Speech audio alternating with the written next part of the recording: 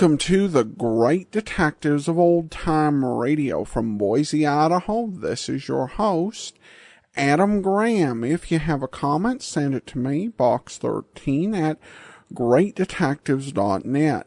Follow us on Twitter at Radio Detectives and become one of our friends on Facebook, facebook.com/Radio Detectives. Before we do get started, I want to encourage you, if you've not already, to pick up my latest ebook, All I Needed to Know I Learned from Dragnet. In it, we take a look at life lessons that can be learned from 7 great fictional detectives and police officers, including Poirot, Joe Friday, Johnny Dollar, and Frank Cannon. The book is available at all major ebook stores, or just go over to store.greatdetectives.net. Now it's time for today's episode of The Adventures of Ellery Queen, and it's the Armed Forces Radio Services version of The Adventure of Dead Man's Cavern. The original air date, April the 15th of 1944. The Adventures of Ellery Queen.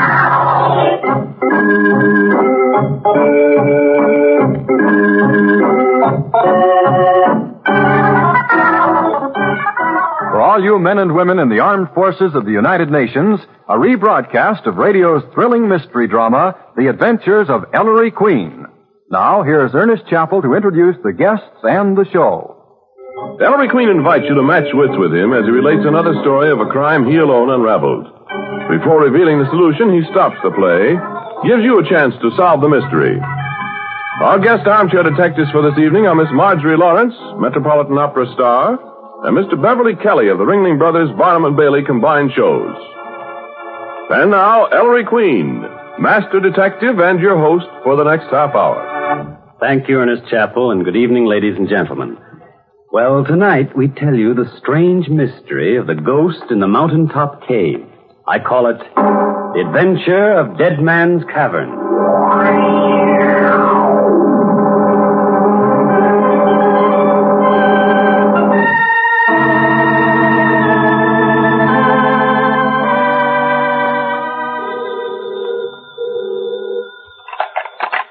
Hello? But Mr. Queen doesn't know anyone in Canoka, New York, operator. Canoka, New York. Give me that phone, Nicky. Why the excitement, Mr. Queen? Hello, operator. Ellery Queen. Put her on, please. Put her on. Hello, Grace? Ellery, how's the mastermind? It's grand to hear your voice, darling. Darling? What are you doing at your Adirondack Lodge, Grace? Stretching my soul. How'd you like to join me this weekend? It's a date. How about my gang, Dad, Veely, and my secretary? Well, really? Sure, I'll have a lodge full anyway. Wait a minute, dear. I'll look up the train schedule. You bet, darling. I'll hold on. Ellery Queen, if you think I'm going to kick my heels around an Adirondack love nest while you and some shameless woman... Grace? Why, Nicky, she's Dr. Grace Grayson, probably the most famous living woman physicist. An old friend. Oh? How old? About 50, Nicky. Oh. Ellery? Yes? There's a 9:45 out of Grand Central Saturday morning. I'll pick you and your folks up at the Canoka station. It ought to be fun. Grace, I don't like that laugh. What have you got up your sleeve? Oh, Fiend. The fact is you can help catch a murderer this weekend. I thought so. Who is he? A gentleman known as the Strangler. A strangler? That sounds grim. How many people has he killed? 29 at last report. Well, see you Saturday.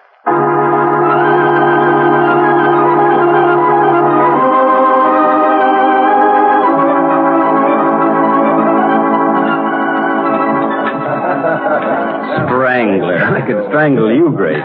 Stringing me along about catching a murderer who's been dead over 100 years. Why didn't you tell me he's the ghost of a local legend? Well, I wanted to excite your curiosity, Ellery. Refill Inspector Queen. Don't mind if I do, Dr. Grayson. I'm getting plastered on this mountain there. So you got a ghost up here, huh, Doc? Lives in a cave near this lodge, you said? Yes, called Dead Man's Cavern. Your 3 other guests seem mighty interested in that haunted cave, Grace. Mr. and Mrs. Gabriel and Ernest Withers? Well, I suppose I ought to warn you. Hector Gabriel and Ernest Withers are supernaturalists, and their lives running down ghosts. Uh-oh. Here they come. Going to join us on the porch, gentlemen? Oh, Gabriel, you're a gullible idiot. The way you were taken in by that ectoplasm trick in Seattle. Well, you would have been fooled, too, Withers. Oh, really? Remember how I exposed that crowd of fake mediums in Nashville, Gabriel? But you were ready to tell the whole world. You annoy me. Sit down, boys. Now, that's the way you've been with those two for 20 years, Ellery. Friendly enemies. Mr. Gabriel, I'm told you have the largest and most valuable library of psychic works in the world. Yes, indeed, Mr. Queen. Withers?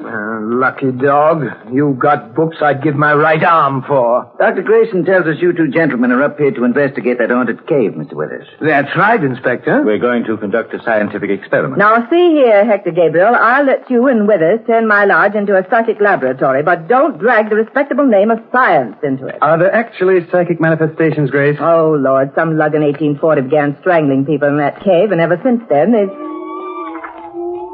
What's that? Sounds like a wolf or something. Listen. Why, that's the moan, Gabriel, the ghost sound. Now someone's screaming. That's no ghost. Sounds like my wife. Well, in this porter took a walk in the woods and Here they come, running. Why, Mrs. Gabriel. Hold it, dearest. There. Nicky, what happened?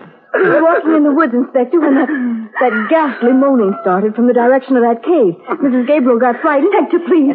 Don't you and Mr. Withers go near that cave. It's haunted. Why, hold it. That's what Withers and I came here for. Yes, Mrs. Gabriel, if those moans were made by a ghost, it's our duty to psychic science. Now, see here. Those sounds are a natural phenomenon. Nothing ghostly about them. Then what made that noise, Dr. Grayson? My dear child, the cavern probably has a peculiar rock structure which causes it to catch the wind at the top of the mountain and then expel it with a moaning sonic effect. There it is again. Sure sounds funny, Ellery. What do you think? I think, Dad, we'd better have a look at Dead Man's Cavern.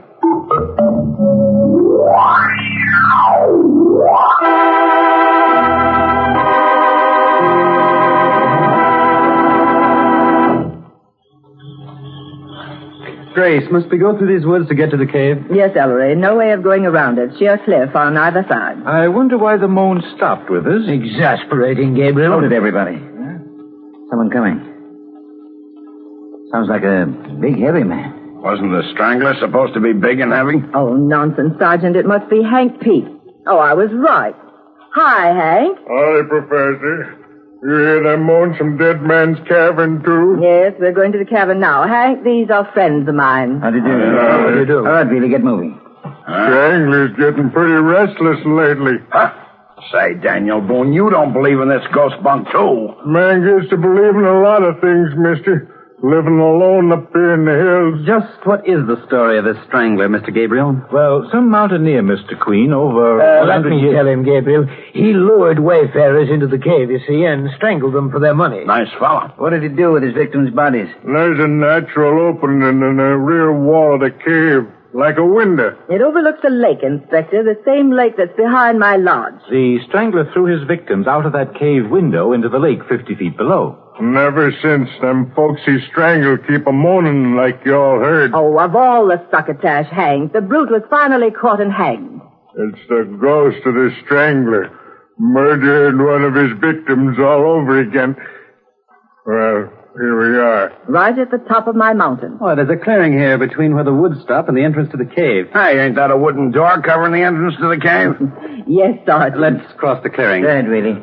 How come a door, Grace? Hank Pete knows more about it than I do. Some city fella a few years back put the door in, charged admission to see the haunted cave. Was his name P.T. Barnum? One night he was in here alone, and the moan started. He lit out like a buck deer, and he ain't been seen since. Good stout door. Let's go in. I think I'll stick right here by the entrance. Sergeant, you'd never make a physicist. Or a psychic research worker either. Interesting cavern, eh, Mr. Queen? Yes, Mr. Gabriel, from what I can see of it in this gloom. Solid rock. No walls. Roof. The roof is really the inside of the very crest of the mountain, Inspector. There's the window in the rear wall. Yes, this opening looks right out over the lake.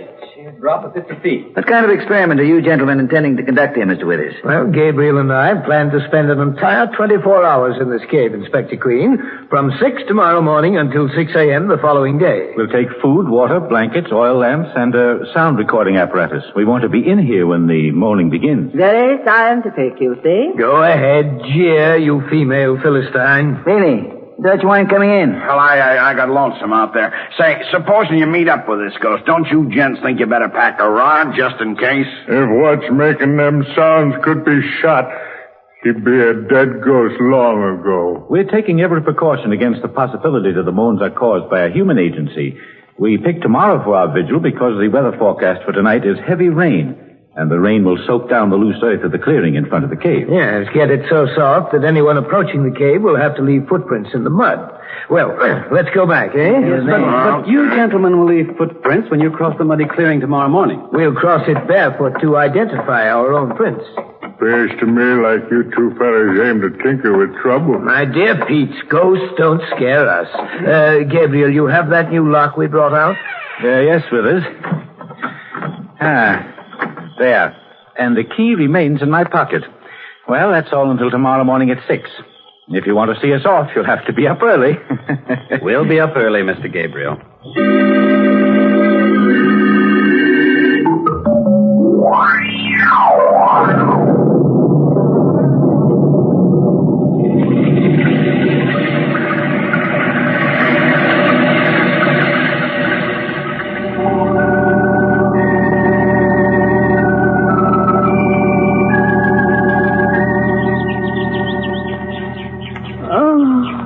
Gosh, I'm sleepy, Ellery.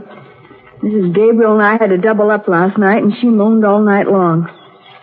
Are the others following us? All except Hector Gabriel. I wonder where Gabriel is. He bunked with me last night, but when I woke up this morning, he was already gone. He must be waiting for us at the cave. Oh, look, Ellery. Is that the old woodsman Dr. Grayson mentioned last night? Hank Pete? Oh, yes. Morning, Hank. Up early to see Mr. Gabriel and Mr. Withers start there watching the cave? Mr. Queen, I just been over to the clearing at the edge of the woods. Somebody's in that cave. What? Cave door is open. What's that, Hank? Cave door open? Why, it can't be. Gabriel and I put a new lock on it yesterday, and he has the only key. Come see for yourselves. It must be your husband, Mrs. Gabriel. Well, I don't understand it, Sergeant. But weren't Mr. Gabriel and Mr. Withers to go into the cave together? Yes, we were. Keep your shade on, Mr. Withers. Take a look. The prints of a small man's bare feet. And they go perfectly straight across the mud of the clearing to the cave door. Just one set of prints. Ingoing. Why, he's tricked me. His word of honor we'd go in together. His word of honor. I'm sure Hector wouldn't do anything dishonorable, Mr. Withers. Well, these are his footprints, aren't they? There couldn't be anyone else's here. They're so small. Cheat. Mr. Withers, you're a dreadful man. Oh, it's probably a joke. Hector Gabriel! Mr. Gabriel! Hey, Mr. Gabriel! Hector! Why don't you answer? Something's wrong. Dad, I'm crossing this clearing alone. I'll detour to keep out of the way of Gabriel's footprints. If you have to follow me, detour too. Right, son.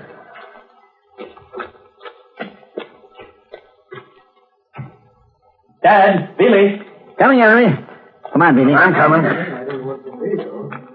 Something wrong, son? What is it, Maestro? Look. Gabriel. On the cave floor. With all the supplies around him. Dead. Dead about an hour, I'd say. Since 5 a.m. Face contorted by a horrible fear. And no wonder. Look at his neck. He's been strangled.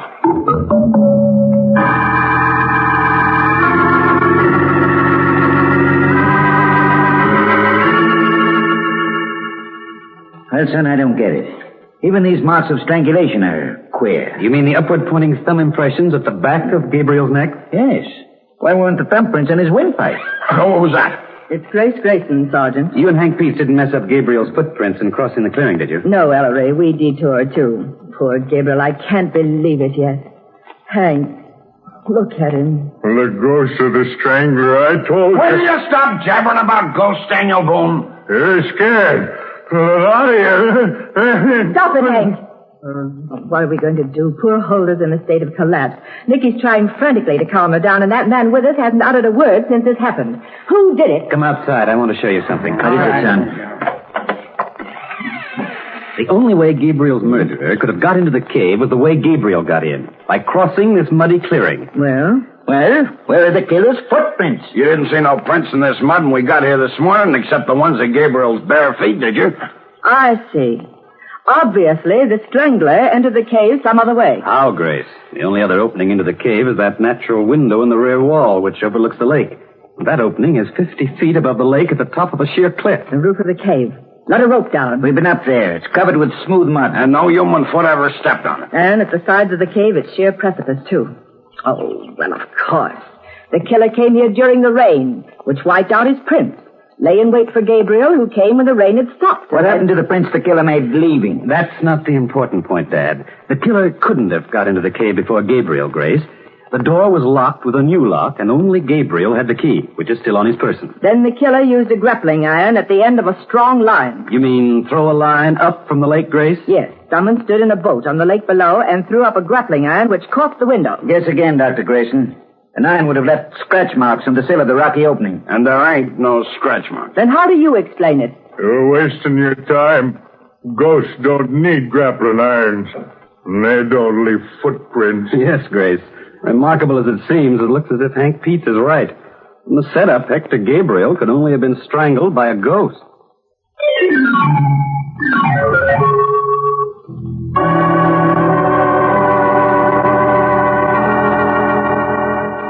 I don't know what I'm going to do. Aldous, stop. You've been crying a whole day and night. But they took Hector away, Nicky. Why don't they let me go? I don't want to stay here. What's the inspector up to? He keeps telephoning. What's going on, Ellery? I don't know, Grace. I'm still grappling with the problem of the strangler ghost. Wait. The moans from the cave again. Oh, don't be silly, Nicky. It's the wind. The wind, is it? It's the ghost. The ghost who strangled Hector. They can't keep us all here to be murdered. I'm going. Where are you going, Mrs. Gabriel? Oh, Dad. Really shut that door and set your back against it. Right, Inspector. Ghosts, huh? Miss Gabriel, did I hear you say you were going somewhere? Yes, Inspector. Home. And you can't stop me. Miss Gabriel, I've done a lot of investigating by phone in the past 24 hours. One of the things I've discovered is that your husband was a rich man. Hector, I suppose so, but... What is it, Dad? I've had Gabriel's will checked, Ellery. He leaves nearly his entire estate, worth $2 million, to his wife, Huldah. You mean you think I killed Hector? Your husband was almost 20 years older than you, Mrs. Gabriel. Oh. Yes, quite possible. Why, you're crazy. Next thing we know, you'll be accusing me of strangling Gabriel. Exactly what I had in mind, Mr. Withers. Wait, what do you mean, Inspector? You and Gabriel were at each other's throats for over 20 years, Withers. Enemies. Why, we were friendly enemies. Also, he owned something you wanted bad, Mr. Withers. Gabriel's library. The most valuable collection of books on psychic phenomena in the world. Right, son. One of the things I found out in the past 24 hours is that Gabriel willed his psychic library to Ernest Withers. But that's so absurd, Inspector, to kill a man for possession of some books. You think so, Dr. Grayson? Maybe you'll agree that your motive was stronger. My motive? To kill Hector Gabriel? Dad, Grace involved with Gabriel. She was his first wife. Gabriel's first wife? Did you know that, Ellery? No, I didn't, Nicky. Grace. Surely you're joking, Inspector. Depends on your sense of humor, Dr. Grayson. Fact is, Hector Gabriel ditched you to marry Huldah. And you know what they say about a woman scorned. So you think I killed Hector out of revenge for having thrown me over? I can see your point, Inspector.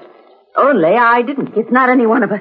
It was the ghost, I tell you. The ghost. Ah, that ghost story is a lot of camouflage. Yes. One of you three strangled Gabriel in that cave. Only question is, which one? Now, who would that be? Dilly, see what it is. Right, No, Inspector. please don't open that. Oh, it's just old Hank, the woodsman. What do you want, Pete? Thought you'd want to know. We'd want to know what, Hank? Right at the edge of the woods where you enter the trail from here, just a couple of yards from the lodge, there's a lot of loose stones. Them stones were slippery from the rain. Well? Alongside them slippery stones is a couple small juniper bushes. They've been smashed flat. I figure it's how this fella Gabriel slipped on them stones on his way to the cave yesterday morning. And fell under them junipers. Heck, that's a help, that is. It certainly is, Sergeant. In fact, it clears up the mystery. What do you mean, son? I mean, Dad, that now I know the identity of the ghost of Dead Man's Cavern.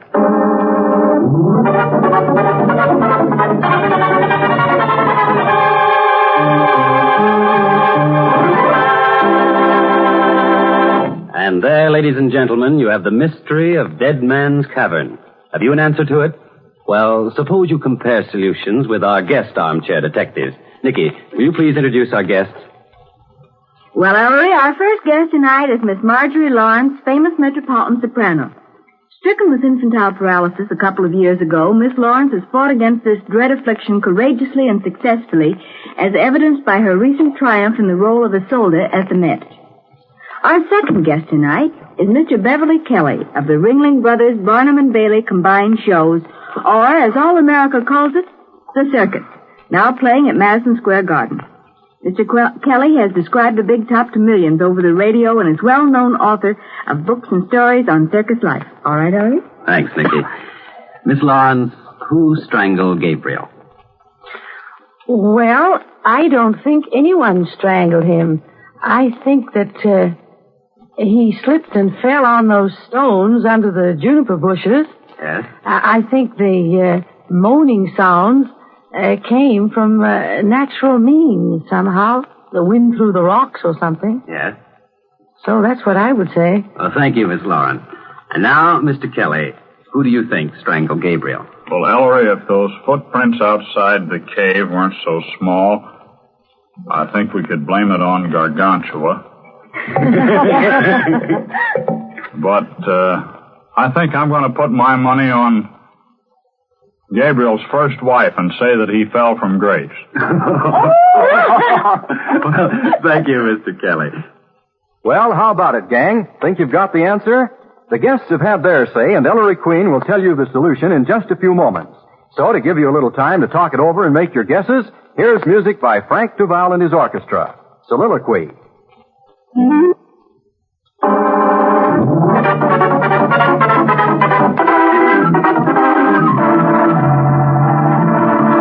Quiet on the line. What do you mean? All right, I'll tell you. Goodness sake. Now, first, let's lay the ghost. No ghost killed Hector Gabriel. The strangler's hands were human hands. They left human fingerprints deep in the flesh of Gabriel's neck and throat. Well, sure. That's right. Then those moans we heard must have been made by the wind through the cave like Dr. Grayson said. Right, Sergeant. Now, since the strangler had human hands, he also had human feet. And human feet leave prints in mud. But, Ellery, the only footprints in the mud were Gabriel's. One set, ingoing. I know. Gabriel choked in the woods and then staggered across the clearing alone to the cave to die. Nikki, you yourself pointed out that the trail left by Gabriel's feet across the mud was perfectly straight. Men dying of strangulation don't walk in a straight line. No. When Gabriel crossed that clearing, unlocked the door, and entered the cave, he was perfectly well. So the murder was committed in the cave. And for the murderer to have choked Gabriel in the cave, he had to get there. Problem. How did the killer cross that muddy clearing without leaving footprints? And the more you think about it, the more obvious the answer gets. What do you mean? He crossed it on Gabriel's back. Gabriel carried him. Ellery. I know, Dad. Other theories are possible, but my theory can be backed up. What was the exact position of the strangler's thumbs on Gabriel's neck? The thumb marks pointed upwards on the back of Gabriel's neck. Which is possible only if at the time he committed his crime, the strangler was behind Gabriel. Strong confirmation that the strangler rode across that mud on Gabriel's back. And when Gabriel entered the cave, the person he was carrying began to choke him before even getting down. Oh, but Maestro, how did the killer make Gabriel carry him? Important question, Sergeant. Grown men don't play piggyback at 5 o'clock of an Adirondack morning. One person carrying another suggests that the person being carried had to be carried. An injury? Yes, Dad. Hank Beach just told us he'd found a place in the trail where someone had slipped on loose, wet stones and fallen into some juniper bushes. Hank opined it was Gabriel, because he thought Gabriel was alone.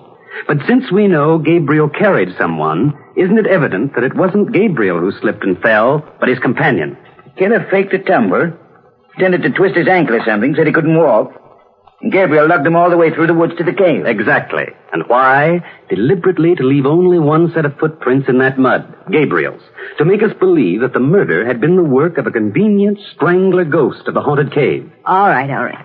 You've accounted for how the strangler got into the cave without leaving prints. Yeah, but how did he get out, Maestro, without leaving him after Gabriel was dead? In the only way possible, through that natural window in the cave wall. What? Yes, for while no one could have got into the cave through the opening in the cave wall, someone could have got out simply by diving out into the lake below.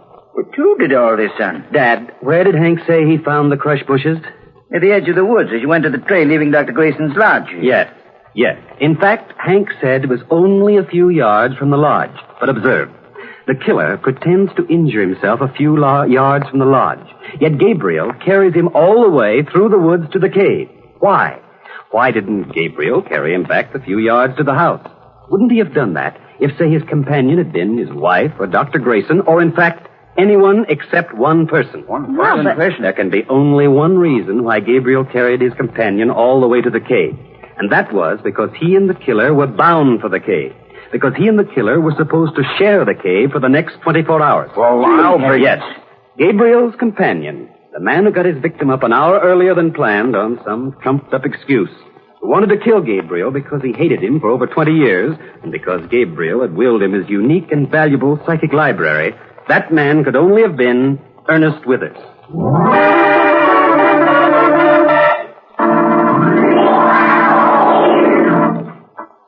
And there you have the solution to the mystery.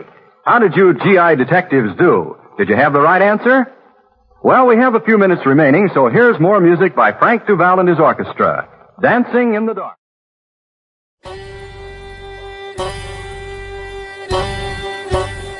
This is Andrew Rhines with OTRWesterns.com, where we stream live old-time radio westerns 24 hours a day, 7 days a week, with a special twist. You select the tracks that get to be played. We've got 1,000 different episodes from shows like Gunsmoke, Tales of the Texas Rangers, Escape, Gene Autry, and many more. Come check us out at OTRWesterns.com/live. Again, that's OTRWesterns.com/live. You're listening to The Great Detectives of Old Time Radio with Adam Graham, and now let's get back into the show.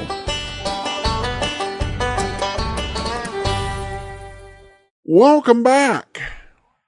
Well, I have to say that I was disappointed that whoever preserved this cut out the musical cues. Unfortunately, unless somebody out there's got an orchestra, not a whole lot we can do about it. They did preserve the armchair detective part, and I did enjoy that.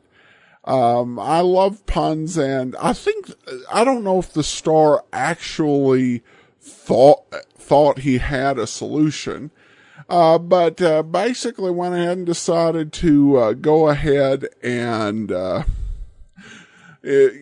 just at least get off a good pun. Overall, a pretty interesting story. We do now turn to our listener comments and feedback. We start off with Dave, who comments, just loving all you got going on. Old-time radio way better than modern TV dregs of tired ideas and reality shows. Thanks for giving my wife and I a reason to snuggle on the couch together. Gathered around the Wi-Fi Bluetooth radio. How about a shout out for us Canadian listeners? All the best. Keep up the great work. Well, thanks so much, Dave. Definitely appreciate your comments, and also retweeted a couple of posts. And thanks to all of our listeners in Canada. Canadian listeners actually account for about 10% of the show's total downloads.